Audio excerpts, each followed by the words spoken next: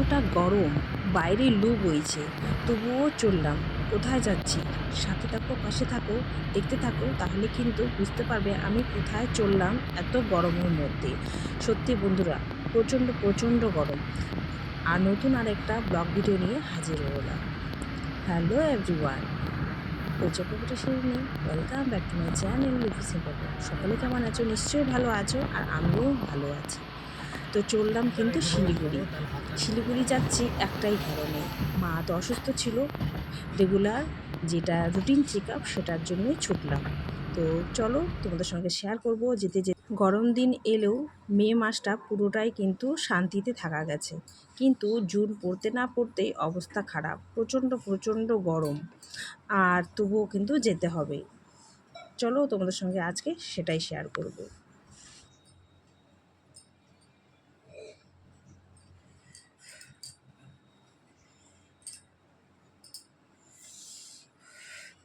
Ready হয়ে গেলাম, আর প্রচণ্ড গরম, গরমে হাঁসফাঁস লাগছে একদম।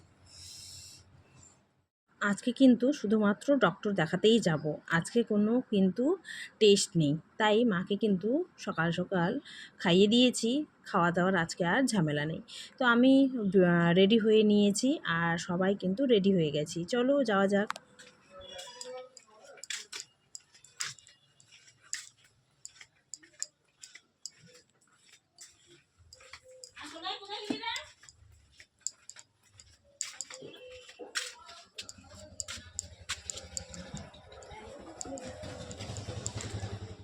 এতটা গরম, আমি, মা আর আমার হাজবেন্ড তিনজন মিলেই কিন্তু যাচ্ছি ডক্টর দেখাতে। আজকে কিন্তু বেশিক্ষণ লাগবে না। তো বাসে তো অসম্ভব, যেতেই পারবো না। তো তার জন্য কিন্তু গাড়িতে করেই যাচ্ছি। মা আগের থেকে অনেকটাই সুস্থ আছে, কিন্তু তাও ভিতর ভিতর অনেকটাই দুর্বল। এখন একটু একটু করে খাওয়া দাওয়া করছে, আর বোন ভালোই কেয়ার করছে আর কি। তো এই যে দেখে বুঝতেই পারছো এতটা গরম। আর তোমাদের ওই দিকটা কীরকম গরম পড়েছে অবশ্যই কিন্তু কমেন্টে জানাবে। তো এখানে কিন্তু মোটামুটি 38, 39 এরকম কিন্তু গরম কিন্তু শুরু হয়ে গেছে। আর শিলিগুড়িতে তো তারও বেশি হবে হয়তো। এই গরমের কারণেই কিন্তু গরম দিনে শিলিগুড়ি যেতে আমার একদম পছন্দ না, কিন্তু তবুও যেতে হবে। জলপাইগুড়িতেও কিন্তু প্রচণ্ড গরম, আর চারসায় গরম আছে, কিন্তু শিলিগুড়িতে চেয়ে বেশি গরম।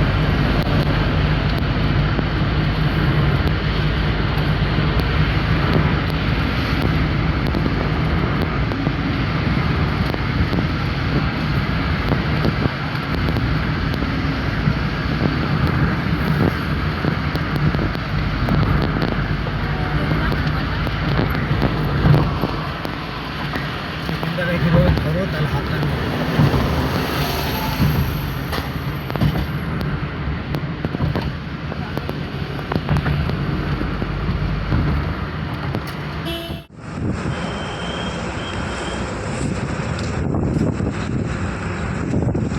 এত গরমে ভিজিয়ে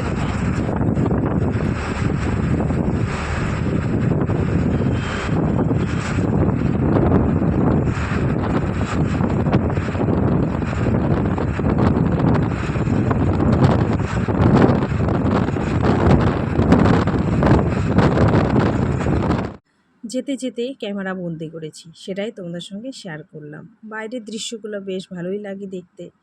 আর ডক্টর কিন্তু মোটামুটি এই 12টা থেকে বসবে, তাই না বেশিক্ষণ আর কিন্তু সময় লাগবে না।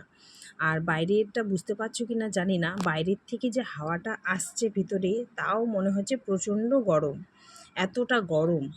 আর বাইরে কিন্তু টেকা যাচ্ছে না, এরকম অবস্থা আর কি। কিন্তু তার মধ্যেও কিন্তু ছুটতে হচ্ছে। তো বাচ্চাদের তার জন্য আর ভয়েই নিয়ে আসিনি, এতটা গরম পড়েছে আর কি। আর অন্যান্য দিনের তুলনায় আজকে মনে হয় অতিরিক্তই গরম পড়েছে, আর বৃষ্টি হলে একটু রেহাই পাই আর কি।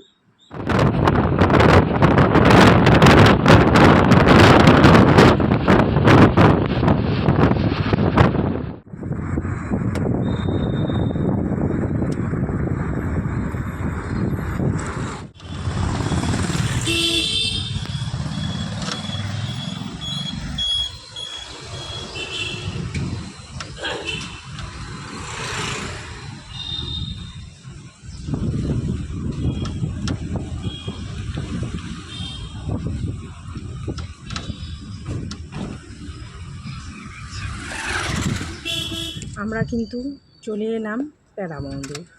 এখন ডক্টরটা দেখিয়ে নিব ঝটপট। চলো তোমাদের সঙ্গে যতটা পারবো শেয়ার করবো। ভিতরে চলে গেলাম।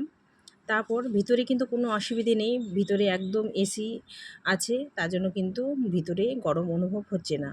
ভিতরটা কিন্তু অনেকটাই শান্তি, কিন্তু বাইরেটা ততটাই অশান্ত, এরকম গরমের জন্য নাজেহাল অবস্থা।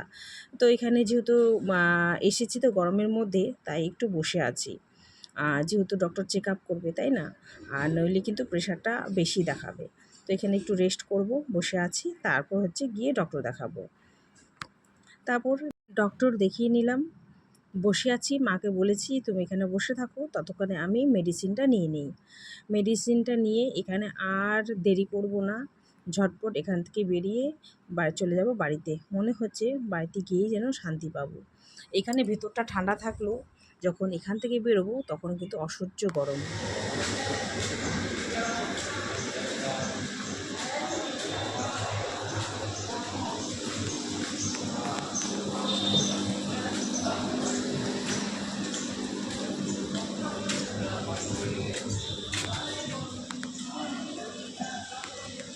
কি রোদ,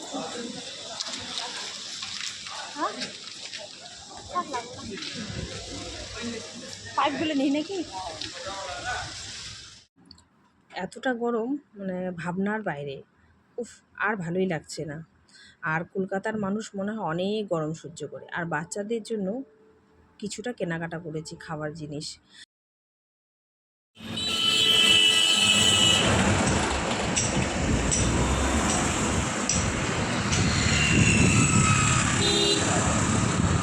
কটা বাজে রে এখন? একটা।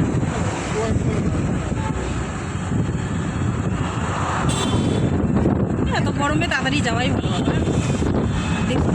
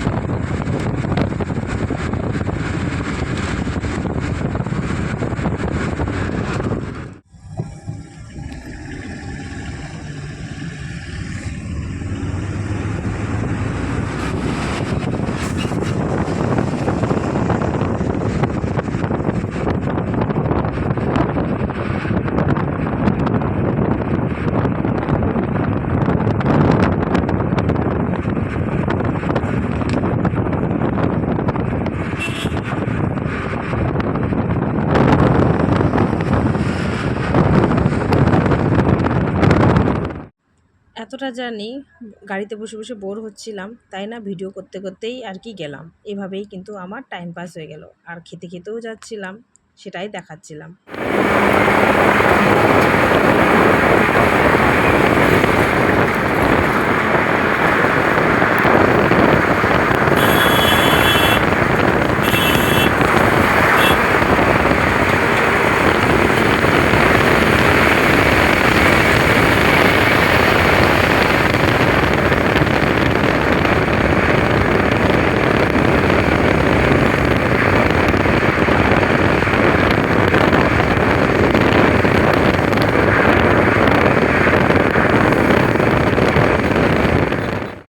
তারপর শেষমেশ চলে এলাম। আর দেখো চেহারার অবস্থা, ঘেমে চেমে একাকার।